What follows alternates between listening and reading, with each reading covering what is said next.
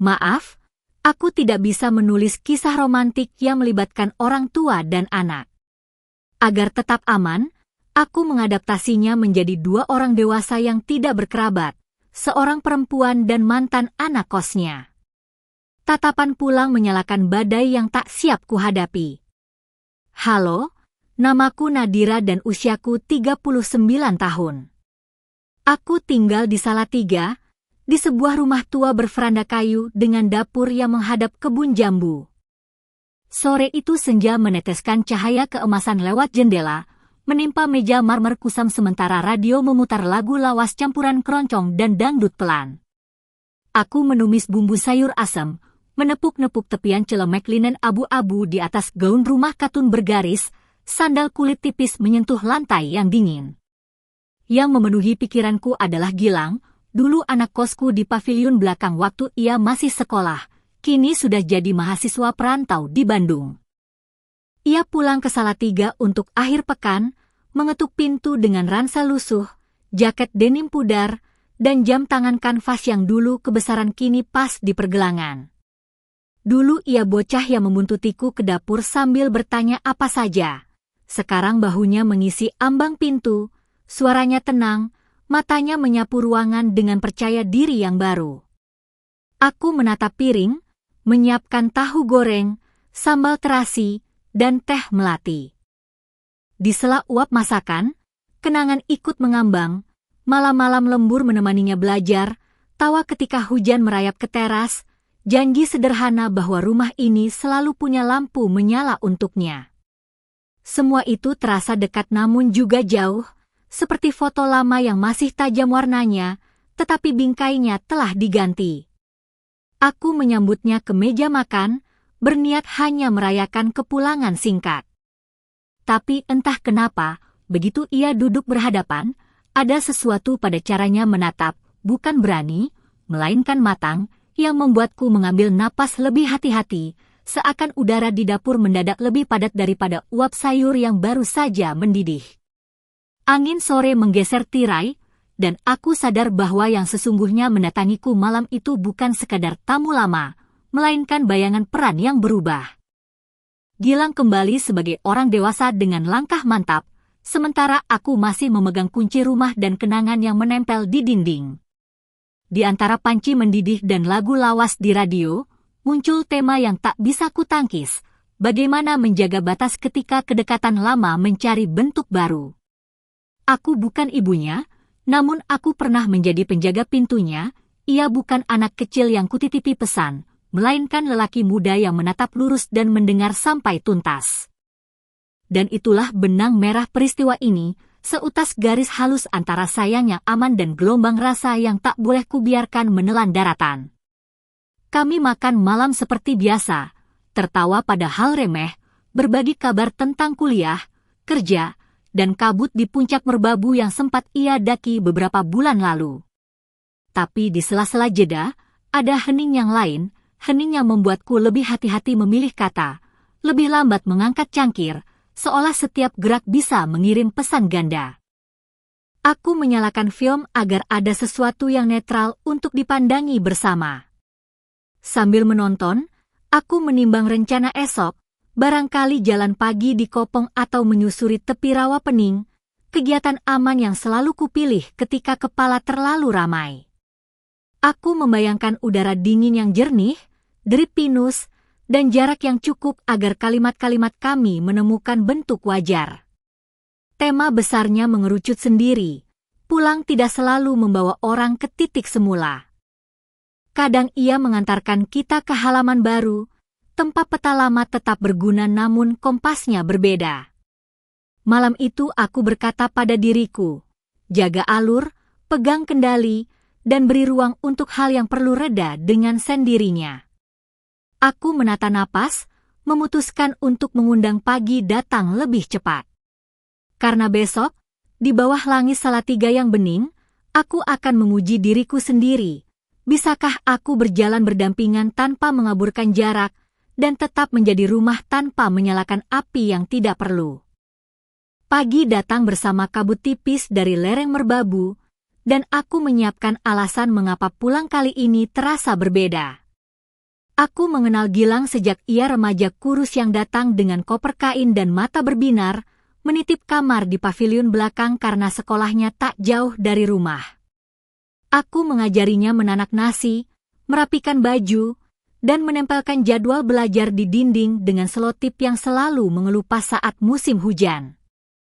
Ia memanggilku Bu Nadi, lalu Nadira ketika suaranya mulai berat dan percaya diri. Setelah lulus, beasiswanya membawanya ke Bandung. Pesan kami makin jarang, bukan karena jauh, melainkan karena hidup berjalan dengan langkahnya sendiri. Beberapa pekan terakhir ia menulis bahwa kosnya sedang direnovasi, kelas berganti pola, dan hatinya patah oleh janji yang tak jadi. Ia ingin pulang sebentar, katanya, menepi dari hiruk-pikuk dan merapikan kepala. Aku mengiyakan tanpa ragu, seperti selalu. Namun saat ia berdiri lagi di ambang pintu, aku tidak menemukan anak kosku, melainkan lelaki muda dengan rahang tegas, kulit kecoklatan, dan senyum yang belajar menahan duka.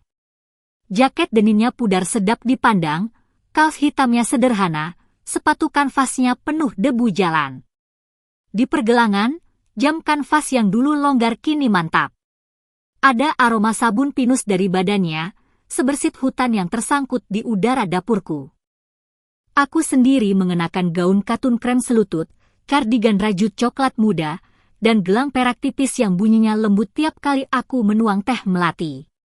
Rambutku kuikat cepol longgar dengan tusuk kayu. Detail-detail kecil itu biasanya menenangkan, hari itu justru membuatku sadar betapa setiap gerak, setiap nada, bisa terasa lain di mata yang tumbuh bersama waktu. Yang mengantar peristiwa malam itu bukan satu kejutan, melainkan akumulasi hari, kepercayaan lama, pintu yang selalu kubuka, dan rasa aman yang tak sengaja menjadi hangat. Ketika ia berkata ingin berjalan esok pagi ke Kopeng atau menyusuri tepi rawa Pening, aku setuju, bukan untuk berduaan, melainkan untuk mengukur ulang jarak.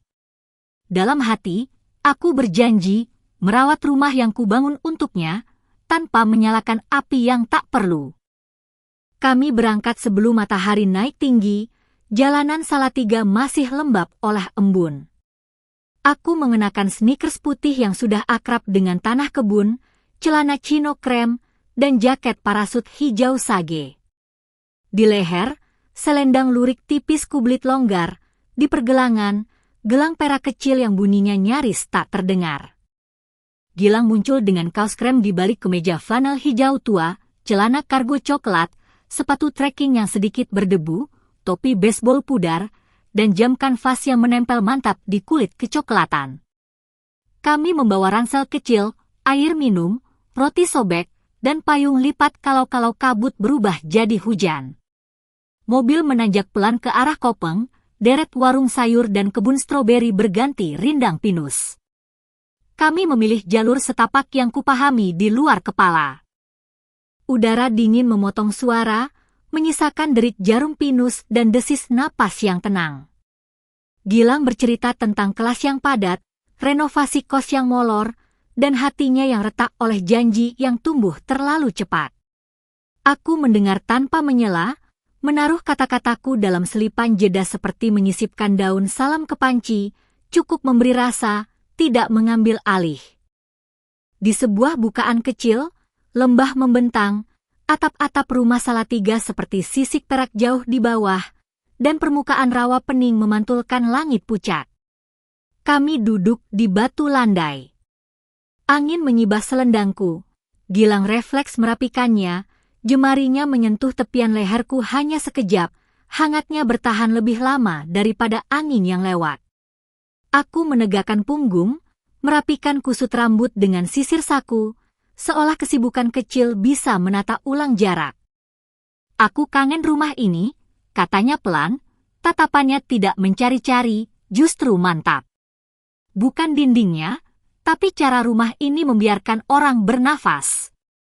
Aku menelan ludah yang rasanya seperti teh melati kemarin sore, manis, tapi menyisakan getir di ujung. Rumah selalu menunggu, jawabku, menatap ujung sepatu supaya kata-kataku tidak terlalu hangat. ia mengangguk. Lalu menoleh. Ada sesuatu pada garis rahangnya, pada cara matanya menahan badai agar tidak pecah. Saat ia menawarkan tangan untuk menolongku berdiri, aku menerimanya, hanya sepersekian detik lebih lama dari perlu, cukup untuk mengingatkan diriku bahwa kedekatan bisa ramah tanpa harus menyalakan api. Kami kembali melangkah, membiarkan Pinus menjadi saksi diam di kiri kanan, sementara di dalam kepala aku menata kompas, tetap pulang, tanpa tersesat. Hujan gunung turun tanpa aba-aba, butiran halus yang mula-mula seperti kabut lalu menjadi tirai rapat. Kami berteduh di warung kayu di pinggir jalur, atap sengnya menabuh irama cepat. Aku merapatkan jaket parasut hijau sage, cardigan rajutku lembab dan menempel pelan di kulit. Gilang menepuk-nepuk flanelnya, lalu menawari wedang jahe dari panci tembaga yang mengepul. Uap hangatnya bercampur aroma pinus, napasku terasa lebih teratur. Di meja, mangkuk kecil berisi getuk dan jadah tersusun rapi, pengingat sederhana bahwa dunia masih berjalan seperti biasa meski dada sesekali berdebar tanpa alasan yang mudah dinamai.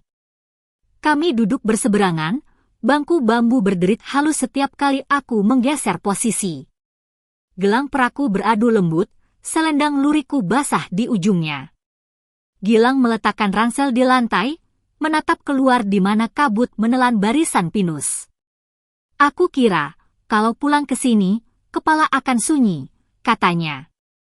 Ternyata sunyi itu justru bikin banyak hal terdengar. Ia tertawa tipis, semacam tawa yang ingin kuat namun belum menemukan pijakannya. Aku memutar cangkir, melihat jejak bibir pada pinggir porselen. Sunyi itu seperti halaman kosong, jawabku.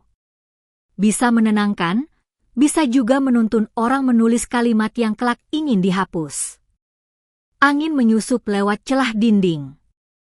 Gilang berdiri refleks, menurunkan tirai plastik bening, lalu, tanpa pikir panjang, mengulurkan sapu tangan kain untuk mengusap titik air di pelipisku. Sentuhannya singkat, sopan, tapi meninggalkan jejak hangat yang tak segera hilang. Aku mengucap terima kasih, memilih memperhatikan motif kotak pada flanelnya daripada menatap balik terlalu lama. Di pergelangan tangannya, jam kanvas itu tampak kukuh. Sehelai benang longgar di ujung strap berkibar kecil, detail remeh yang entah kenapa membuatku ingin membetulkannya. Hujan melembut, menjadi rintik mudah ditebak. Kami sepakat turun lebih cepat, menyusuri jalur kembali dengan langkah yang tak terlalu dekat agar batu basah tidak menipu pijakan. Namun jarak yang kujaga dengan sepatu dan tanah terasa rapuh di tempat lain, di dalam dada yang mulai belajar membaca ulang arti pulang. Aku menegaskan kompas dalam hati, aku Nadira, ia Gilang, dan rumah berarti selamat sampai tujuan, bahkan ketika uap jahe masih menempel di kulit dan bayangan pinus mengantar kami turun. Malam turun ketika kami kembali ke rumah, dan aku terdiam di ambang dapur, mendengarkan tetes air dari ujung selendang yang kujemur dekat kompor.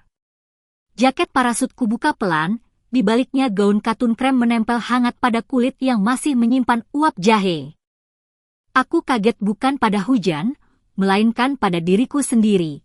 Betapa mudah tangan yang dulu hanya mengantar nasi dan nasihat kini mengingat jejak sentuhan sopan di pelipis. Di meja, gelang peraku memantul cahaya lampu, kecil namun tegas, seolah mengingatkanku pada garis yang harus kujaga.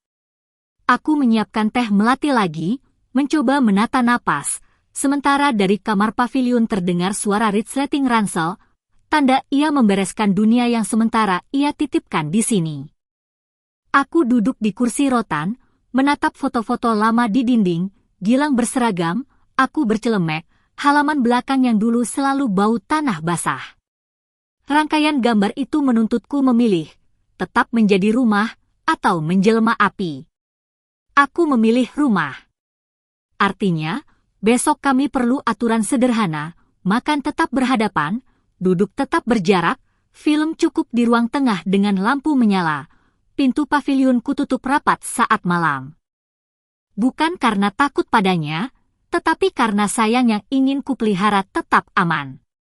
Bila ingin berjalan, kami akan mengajak tetangga atau mampir ke warung yang ramai. Bila ia perlu bercerita, aku mendengar tanpa membalas dengan kehangatan yang berlebih.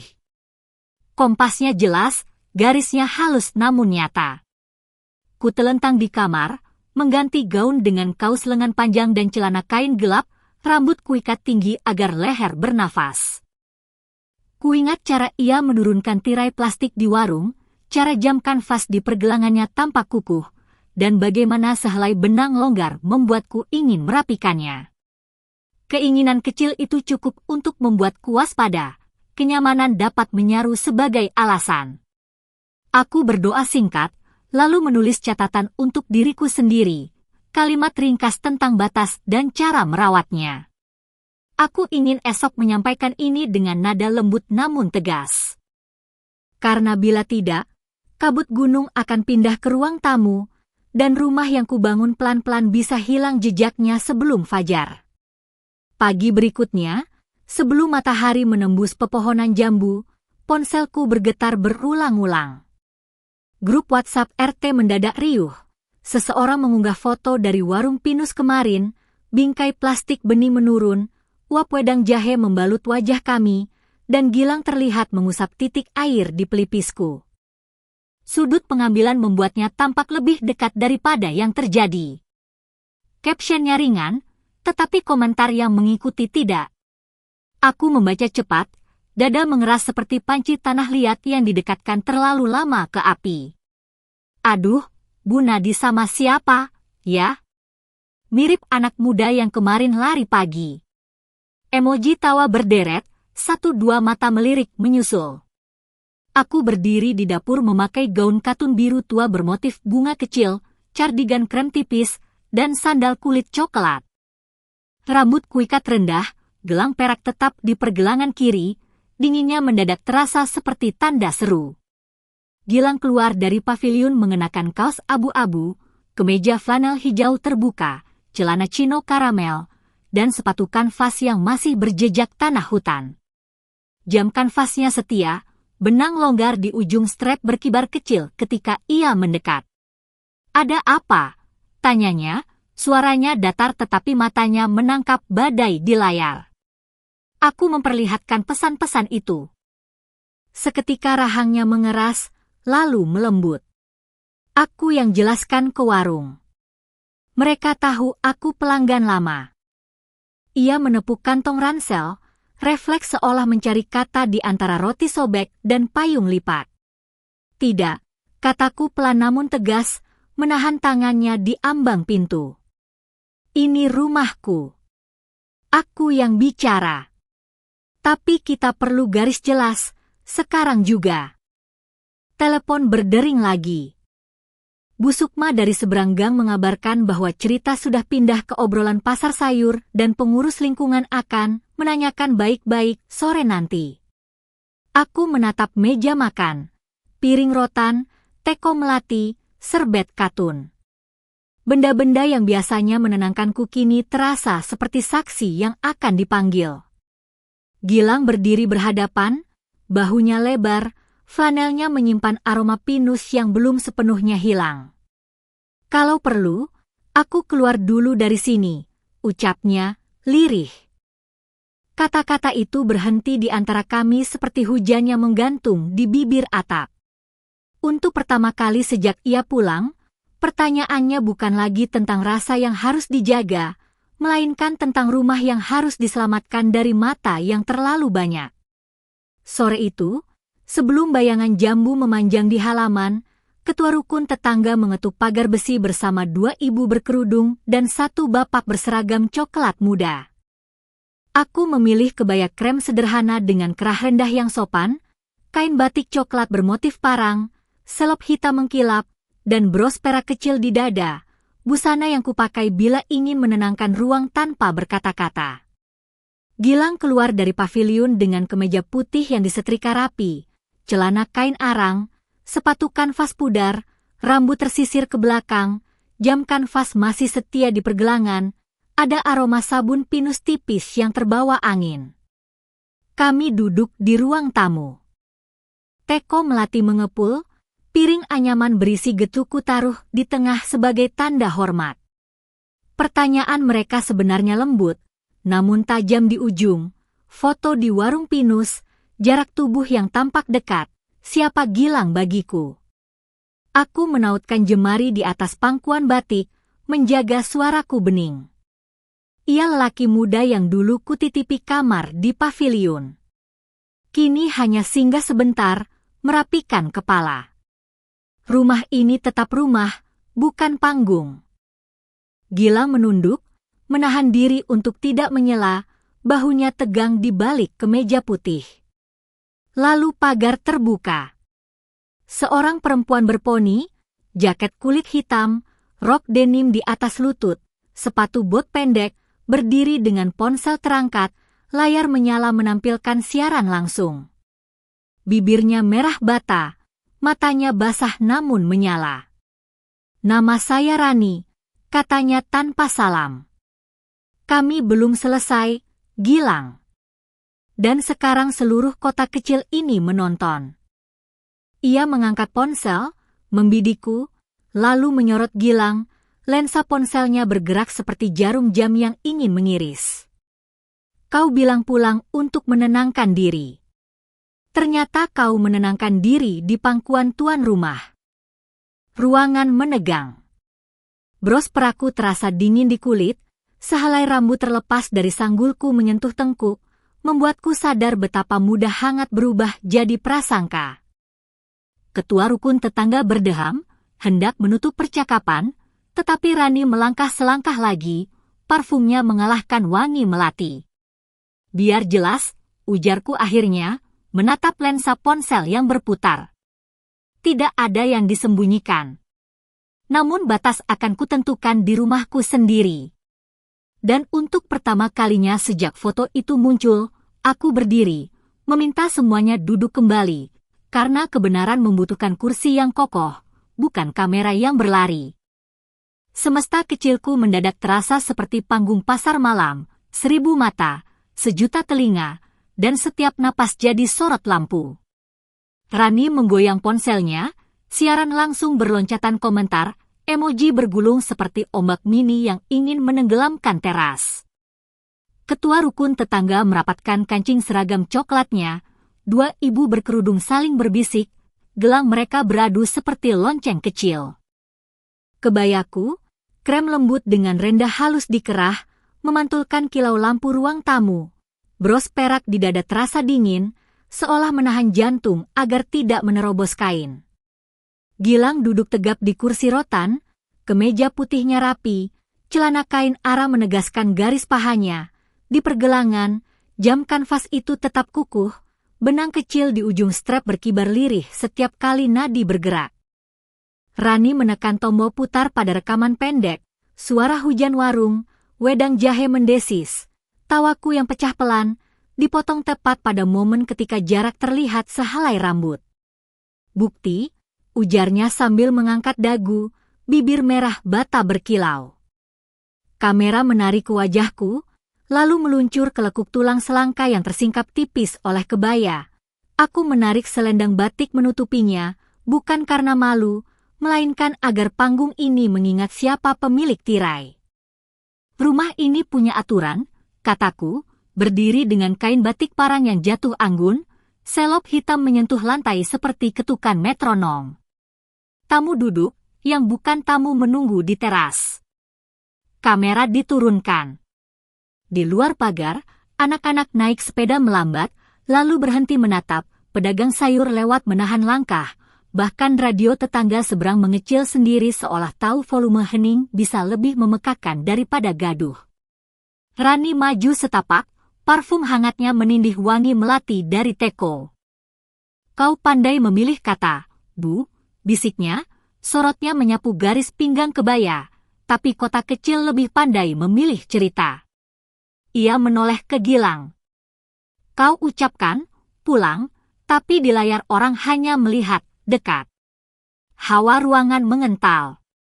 Getaran halus menjalar dari jari ke lengan saat ku genggam cangkir, porselennya hangat, hampir seperti kulit yang baru saja disentuh matahari sore. Di atas meja, piring anyaman berisi gethuk kosong setengah, gula taburnya berkilat seperti salju palsu di panggung drama. Dan untuk sesaat, aku merasakan rumahku bergeser, bukan rubuh, melainkan membesar, menjadi arena tempat kabar tumbuh sayap, dan setiap langkah kami, sekecil apapun, tiba-tiba terdengar sampai ke ujung gang. Aku menarik napas panjang, lalu menurunkan panggung yang kacau itu menjadi ruang tamu yang kupahami. Kebaya kremku kutarik rapi, selendang batik menutup tulang selangka, bros perak dingin menempel tepat di atas detak. Rumah ini menampung lelah, bukan gosip, kataku, suara bulat. Kamera diturunkan. Kita duduk. Kita dengar pelan-pelan. Ketua rukun tetangga menurut, dua ibu berkerudung berhenti berbisik. Rani masih menyorot, bibir merah bata setajam pisau. Gilang duduk tegap di kursi rotan, kemeja putih licin menahan tegang di bahu.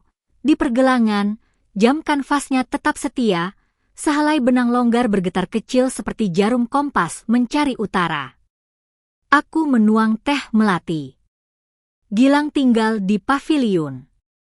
Pintu tetap berpagar. Esok ia pindah ke penginapan dekat alun-alun sampai urusannya reda. Itu garisnya. Aku mengulurkan kunci kecil, besi tuanya dingin, ke telapak tangannya. Jemari kami bersentuh sekejap, hangat seperti uap teh, cukup untuk mengingatkan bahwa manusia punya nadi, namun tak harus menyalakan api. Ia mengangguk, matanya jernih, seolah akhirnya menemukan tepi. Rani tersenyum miring, lalu memutar rekaman lain. Frame lambat, diperbesar. Aku di warung pinus, jariku terulur hampir menyentuh strap jamnya, benang longgar itu, sebelum hujan merapat seperti tirai. Komentar di ponselnya bergulung. Hampir, bisiknya, sering lebih keras daripada, iya. Kebayaku terasa makin berat, bukan oleh kain, melainkan oleh tatapan yang menimbang-nimbang. Aku menegakkan punggung. Hampir bukan dosa, tapi tanda kami perlu pagar lebih jelas, jawabku.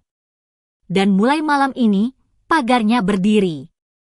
Pagar depan tiba-tiba berderit. Seorang pemuda dari warung pinus berdiri di ambang, jaket nilon basah, topi rimbanya meneteskan sisa gerimis. Di tangannya, flash disk kecil menggantung pada tali merah. Bu, Pak, ujarnya terbata, menatapku lalu menatap ketua rukun tetangga. Warung kami pasang kamera 2 arah. Ada rekaman penuh. Sudutnya berbeda. Yang motret kemarin, bukan bak ini. Ruang tamu menahan napas. Rani kaku sekejap, lalu menyipit. Ketua rukun tetangga mengambil flash disk itu dengan hati-hati, seolah memindahkan bara dari satu telapak ke telapak lain. Aku duduk kembali, selop hitamku menjejak lantai seperti metronom. Di layar televisi yang belum dinyalakan, aku menangkap pantulan wajahku, dan bayangan seseorang yang baru saja masuk lewat pagar, suaranya rendah, mengenal namaku terlalu baik. Nadira, panggilnya dari pintu.